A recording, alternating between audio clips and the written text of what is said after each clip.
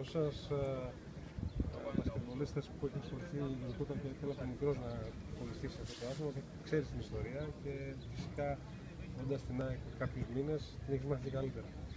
Εντάξει, είναι κάτι πραγματικά ασύλληπτο και πρωτόγνωρο το να συμβαίνει αυτό για την ομάδα και για αυτούς τους ανθρώπους που κατάφεραν και το έζησαν και σήκωσαν αυτό το τρόπο μπροστά σε 80.000 κόσμο.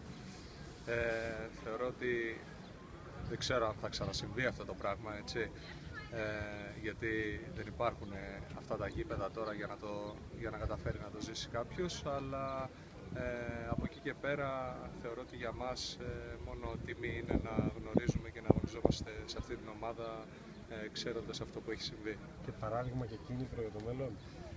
Αυτό είναι κάτι το οποίο είναι δεδομένο από τη στιγμή που βρίσκεσαι σε αυτό το σωματείο να προσπαθείς ώστε να είσαι πάντα στην κορυφή και να πρωταγωνιστείς.